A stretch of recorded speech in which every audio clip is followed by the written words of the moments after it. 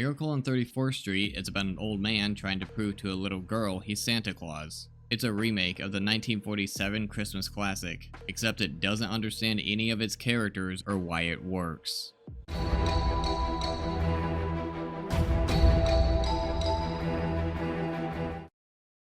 It starts off with Kris Kringle waiting at a stoplight with this kid who thinks he's Santa Claus. I am. Then it goes to Doris setting up for this Kohl's Thanksgiving parade, because Macy's wanted nothing to do with this remake.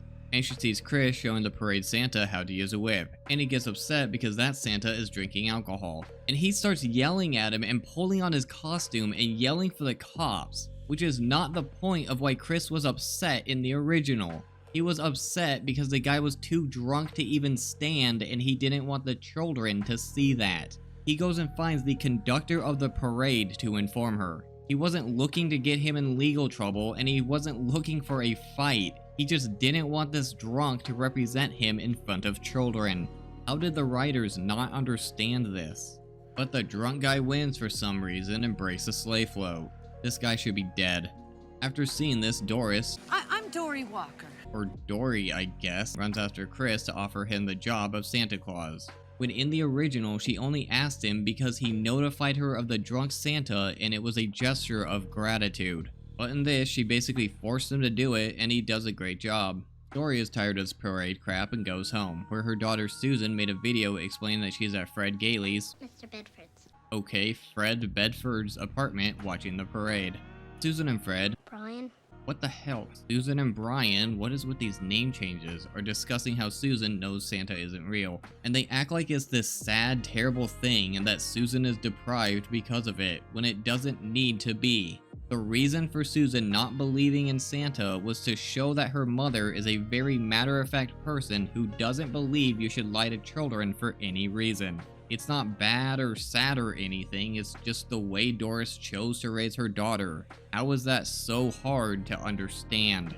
Anyway, Kris sees Susan in the window and has whatever this is. The CEO of Macy's rival Lamberg's, who looks like a war general, sees the crowd and tells this guy, who looks like an assassin, what are they doing to come up with this free giveaway to take business from Kohl's? Are they trying to make him a villain or something?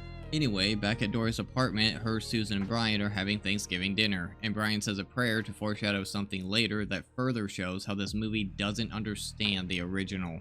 Kris Kringle starts work at Kohl's now, and everyone is going there and not their rival, Shoppers Express. In this, Kris does the whole send people to other stores for toys, except it's because they're cheaper at other stores and not that Kohl's doesn't have them. Which is fine, but wouldn't they have some price matching program? Apparently not, because this woman speaks to the store manager and is pissed about how much more expensive things are at Kohl's. Even though this part was supposed to be about Christmas spirit and appreciating what others do for you, not about yelling at people for doing things you don't like. And she does the whole I'm a Kohl's shopper now thing, except it doesn't work here. Did the writers understand the original at all? Anyway, Doria and whoever this is supposed to be come up with the idea to pitch the send shoppers to other stores idea to Mr. Cole. For God's sake, the reason the original had Mr. Macy hear about it through the grapevine and have the idea himself to have everyone else do it was to show the magnitude of the impact Kris Kringle was having on people. God damn it, did the writers even watch the original? And this guy uses a house that Dory wants to buy as a way to convince her to tell Mr. Cole their idea. Except the whole point, you know what, we'll cover that later. Surprise, surprise, Godfather here likes the idea. This movie, which pisses Lamberg off and he wants something done about it. So they're making evil schemes now? I don't care. Back at Kohl's, Brian convinces Susan to tell Santa what she wants for Christmas. And Dory sees and gets upset and scolds Brian about it. So Dory gets his employment file to see who he is. Cole saw he put his name as Kris Kringle, didn't put his date of birth, but his birthplace as the North Pole, and named his next of kin as Santa's reindeer, except the prick forgot Rudolph, and thought, yeah, this is a good guy to hire. They kind of asked for this. I guess Kris Kringle left his reindeer in Central Park and is visiting them. What the okay. And these people from Shoppers Express come by and offer him a job. He says no, but this dumbass accepts a ride home from them. Yeah, they're not up to anything at all. Why are they trying to make this an evil scheme? How does one guy get to every house around the world in one night. But you see, if you could slow time down, well, you could manage it quite easily, couldn't you? Mind you, I remember before, well, 100 years ago, I could manage to deliver all my goods and have enough time left over for a round of golf with the Easter Bunny. So the Easter Bunny is real now? What? Chris isn't supposed to be magic or delusional. If you're going to make a remake of something, at least understand the original. Anyway, the next day, while seeing children, Susan sees Chris using sign language with a deaf child. So now Susan believes he's Santa Claus, which is special I guess, except the reason this works in the original is because he spoke Dutch with a child, which is a language that very few people in the United States know. Yes, there was an increased Dutch population in northeast United States in the 1940s from early colonizations and refugees from the German invasion during World War II. But it wasn't enough to be a common language that even 10% of the population knew. It was probably a language that Susan had never heard before, and here's this guy who's not Dutch speaking it fluently to an orphan child. To where sign language is a very common language. In fact, it's the third most used language in the United States behind English and Spanish. Someone who is dedicated to being Santa Claus is probably going to know at least some sign language, so it's not special.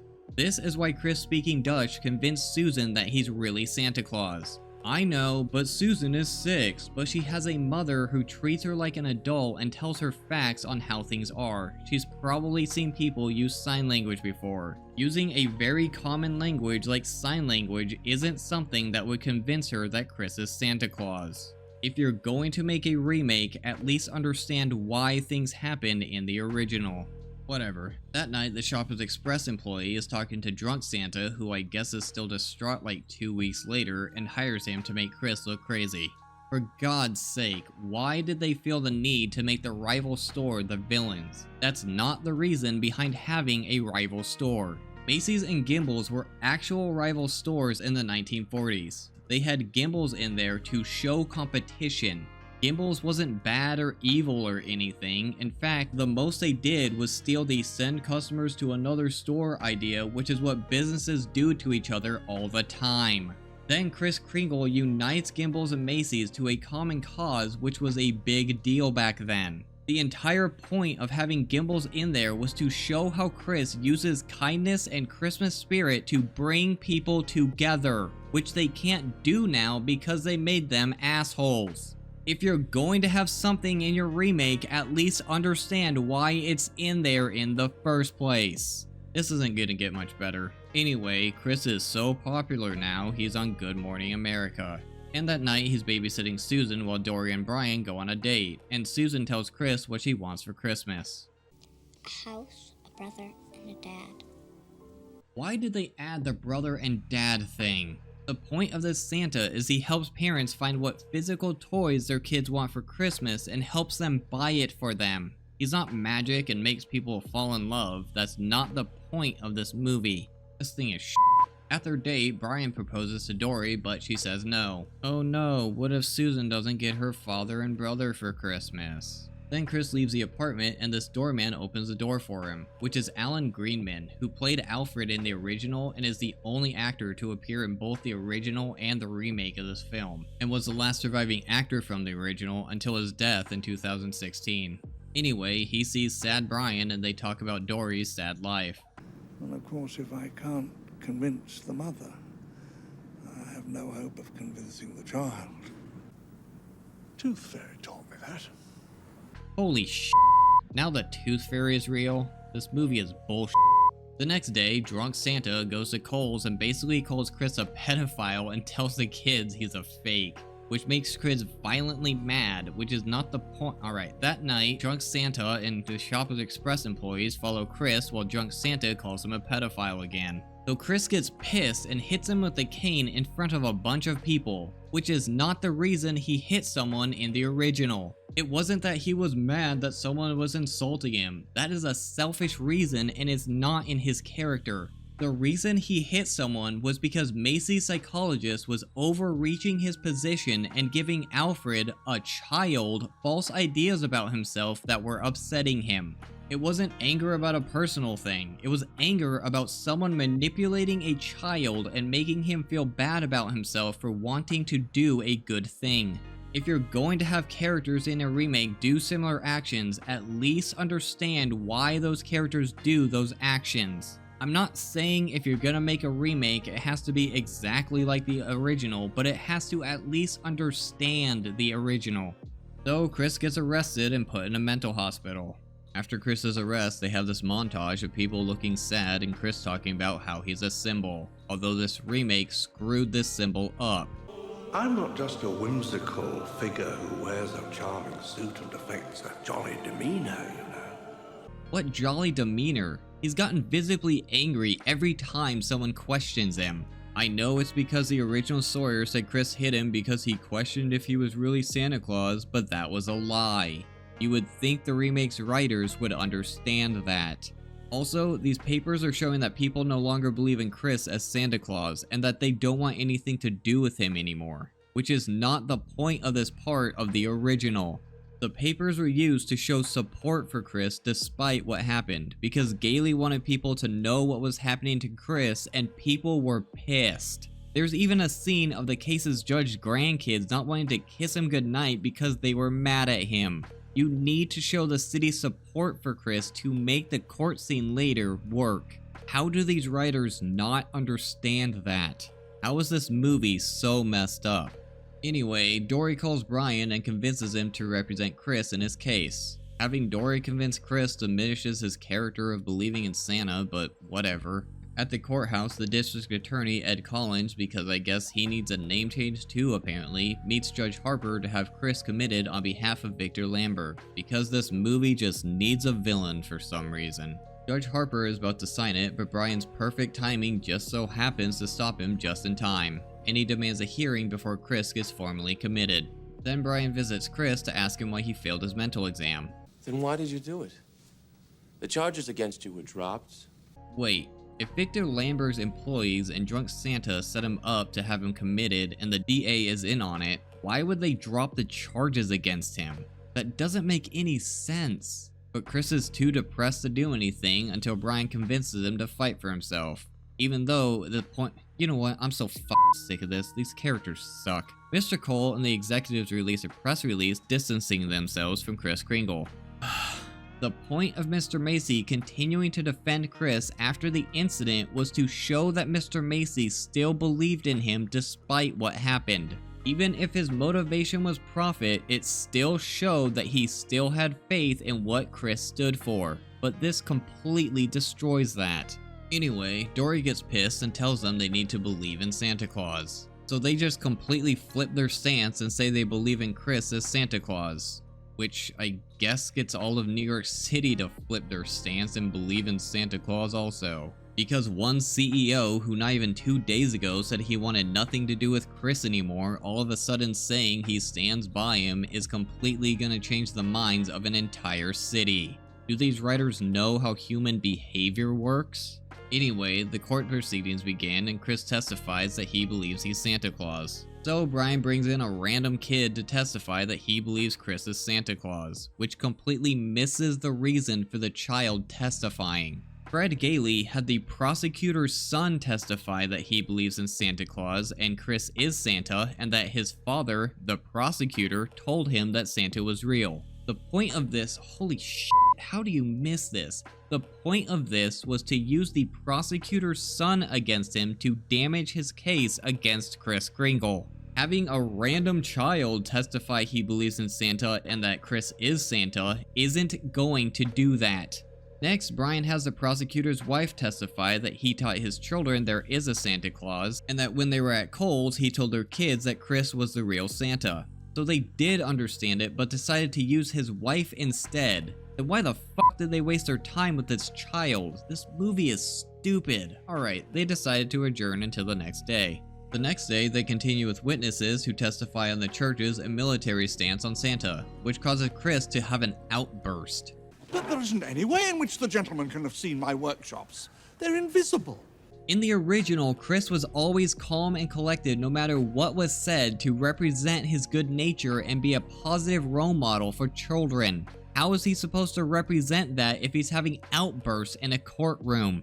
I don't care. Next, the prosecutor brings in a reindeer. Well, I'd like the court to see Mr. Kringle make the reindeer fly. Which just... God damn it, fuck this movie. After another outburst from Chris, the prosecutor says he should be institutionalized. But the way this movie has butchered his character, I kind of agree with him. Hey, you big jerk! Mr. Kringle's the nicest man in the world! He never hurt anybody! He hits someone for basically no reason, and it has several violent, angry outbursts. If they wanted to show him as this kind, caring figure, maybe they should have used the original as a template. Whatever, the judge is gonna think on it and rule on his decision the next day. Christmas Eve, which is a national holiday. Also, it's a Saturday, so they wouldn't have court, but whatever. After court, Brian and the judge have a conversation. If I had a way out of this, I'd take it. Oh, I'm sure you will. The next day, I guess the entire city of New York got off work on Christmas Eve to support Chris, after the papers put that morning to come and support him. This movie has no idea what made the original work. The judge is about to give his verdict when Susan just walks up to the bench because I guess the bailiff allows that and gives Judge Harper a Christmas card with $1 in it, with the words "In God We Trust" circled. By presenting me with this bill, she reminded me of the fact that it's issued by the Treasury of the United States of America, and it's backed by the government and the people of the United States of America. You will see the words, "In God We Trust." Federal government puts its trust in God. It does so on faith and faith alone. And it is and was their collective faith in a greater being that gave and gives cause to the inscription on this bill. Then the state of New York can accept and acknowledge that Santa Claus does exist, and he exists in the person of Kris Kringle. First, why is the judge making an argument for the defense? I'm pretty sure that's not how this works. Second, that's not how using the government's faith in something works. The reason the argument that the government recognized Kris Kringle as Santa Claus worked in the original was because a couple of mail workers decided that since they have one letter addressed to Kris Kringle at the courthouse, they might as well send all the letters addressed to Santa Claus to Chris at the courthouse. And by doing this action, the United States Postal Service, an organization of the federal government, officially recognized Kris Kringle as Santa Claus. They weren't saying because the government believes in something, then something else completely irrelevant must also be true. So unless Judge Harper is making the argument that the government can put "In God We Trust" on currency because they believe it, then any representative of any part of the government can claim that whatever they believe in is a fact in the eyes of the law, which isn't even why "In God We Trust" is on currency. It's on there because of the increased religious sentiment during the Civil War. The Union used the phrase to emphasize their faith in God and boost morale. Then in 1956, President Eisenhower made it the nation's official motto and mandated the phrase be put on all currency. And that's just what it is, a motto, not a declaration of what religious entity the United States government believes in. Whether you believe in God or not, it's not on there to say that it's okay to make legal decisions based on faith and not evidence. How the hell do the writers not understand this? Or if he's arguing that Kris Kringle as Santa Claus is God, this doesn't work. It doesn't work anyway because it's completely asinine. As an example, I could go to a city and convince everyone there I'm Elon Musk. I could tell them all about Tesla, SpaceX, and Dogecoin and make them all believe I'm Elon Musk. That doesn't mean that I can then claim to be entitled to $50 billion or whatever Elon Musk has, and the government sure as hell isn't gonna say, "But in God we trust" is on money, and officially recognize me as him. I know, claiming you're another real person and claiming you're a fictional character are two different things, but Santa Claus was modeled after St. Nicholas, who was a real person, so with the logic of this movie, I say fuck it, close enough. On top of all that, Judge Harper just took a bribe from a 6-year-old for $1. It's going to be returned to her shortly. I don't give a fuck. This entire scene is bullshit. So they let this guy, who has anger problems, is completely delusional, and I suspect might be schizophrenic, free. But Susan is still sad because she didn't get her house and family. Or maybe she's not. I don't care at this point. And evil rival, I don't remember his name, is mad because stupid villain crap. And Brian and Dory randomly get married literally out of nowhere. And now I guess she got pregnant overnight and her boss gave her the house she wanted as a bonus. What the hell is this movie doing? The point was not that Chris was magic. How do you make a remake of a movie and not understand a single thing about it? I hate this movie so much. This is one of the worst remakes I've ever seen. There's not a single aspect of the original that this gets right. I don't know if they thought they were improving on the story, just wanted to do something different, or what, but these changes either destroy what made the story work or completely changes who the characters are as a person. I have no idea why they chose to change Fred Gailey's name, but ironically, he's one of the closer ones to the original character. He believes in Christmas spirit and wants to help Susan see the lighter side of things. But they didn't have to make it this sad thing that she didn't believe in Santa Claus. Speaking of which, they completely butchered Kris Kringle's character. He is the joyful, loving character from the original until things don't go his way. Then he either goes on a tirade or gets into a fight. The thing that made Chris special was that he was always that joyful, loving character even when things were not going his way. I don't know how they misunderstood basic elements of the original storyline, like why it was so special that Chris could speak Dutch to a refugee child, or the importance of having a rival store in order to show Chris's ability to bring people together. I know Chris got depressed and purposely failed his exam in the original, but that was because he thought Doris was part of him getting institutionalized, not because he felt sorry for himself about his situation. The entire court part doesn't make any sense. There's no point in having a kid testify that he believes Chris is Santa if he doesn't have a significant relationship to anyone actively involved. And Chris's outburst should have gotten him institutionalized because they make him seem crazy. The reason the case got dismissed was so stupid, I had a hard time figuring out where to even begin.